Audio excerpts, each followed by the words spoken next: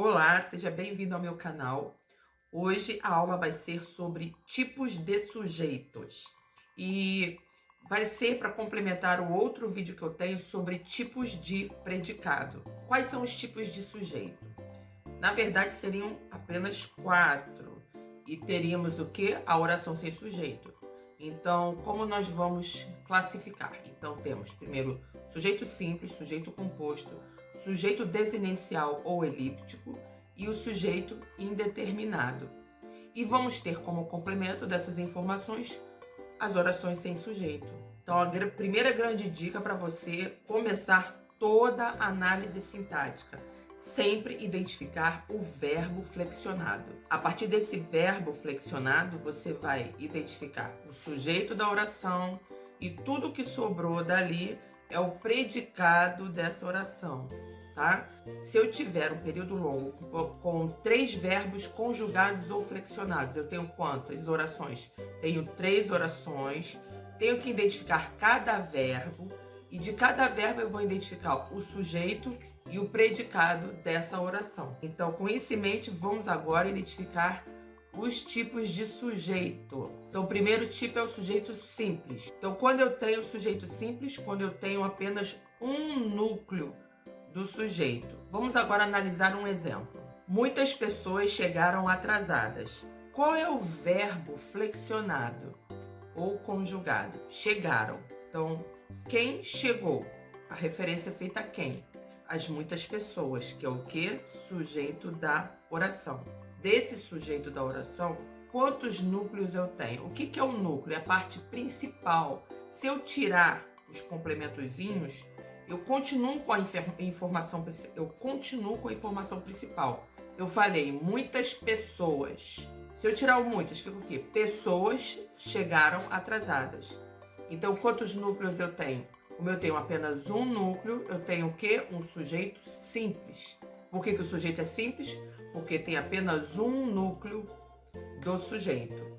Quando eu tenho o sujeito composto? Quando eu tenho 2 ou mais núcleos do sujeito. Então, observe o exemplo. A internet e os jornais noticiaram a saída do ministro. Qual é o verbo conjugado? Noticiaram. Quem noticiou? A internet e os jornais. Então, a internet e os jornais passou a ser o quê? O sujeito da oração. O verbo está flexionado, certo? Noticiaram. Quem noticiou? Se eu pegar os aspectos, as informações principais. Internet, jornais. Então, eu tenho quantos núcleos principais? 2 núcleos. Então, eu tenho o quê? Um sujeito composto. Agora, o terceiro tipo de sujeito, que é o sujeito quê? Indeterminado. O sujeito ele vai ser indeterminado porque eu não quero identificar essa pessoa. Se eu não quero identificar, o nome já diz, indeterminado, certo? Só que nós vamos ter 2 tipos. O primeiro tipo de sujeito indeterminado, eu vou ter o verbo na terceira pessoa do plural, que você fala no seu dia a dia. Você diz assim, roubaram a casa do vizinho. Pegaram a bala, pegaram a borracha do garoto. Quando eu falo pegaram, assaltaram, mataram, eu não sei quem foi a pessoa que praticou a ação ou não quero identificar essa pessoa. Então eu tenho o quê? Sujeito indeterminado. Agora, qual é o segundo caso do sujeito indeterminado? Quando eu tenho verbo na terceira pessoa do singular, mais a partícula ser, e esse verbo tem que ser um verbo transitivo indireto. Se você não sabe identificar o verbo transitivo indireto, você tem que assistir ao meu vídeo sobre o que? Predicação verbal, para saber identificar cada tipo de verbo, ok? Então, continuando. Esse verbo é transitivo indireto, então ele precisa de uma preposição. Eu tenho... Quais verbos eu teria que precisam da preposição? É o próprio verbo que eu usei agora. Preciso de quê? É um verbo transitivo indireto, o verbo precisar. Necessitar, eu necessito de alguma coisa. Confiar, eu confio em alguém. Agora observe o exemplo do caso do sujeito indeterminado, com o verbo na terceira pessoa do singular mais partícula ser. Eu coloco, precisa-se de ajudantes. Eu tenho o verbo na terceira pessoa do singular, esse verbo tem a partícula ser, que ela é classificada, segundo a norma da língua portuguesa, como índice de indeterminação do sujeito, e vou ter o que? A preposição que marca o fato desse verbo ser um verbo transitivo indireto, tá? E o detalhe principal é que o complemento, se eu vou fazer uma análise sintática dessa frase de ajudantes, vai ter a função de objeto indireto. Nós observamos o quê? Que o verbo, quando está na terceira pessoa do singular mais a partícula ser, e esse verbo é transitivo indireto, eu tenho o quê? Um sujeito indeterminado.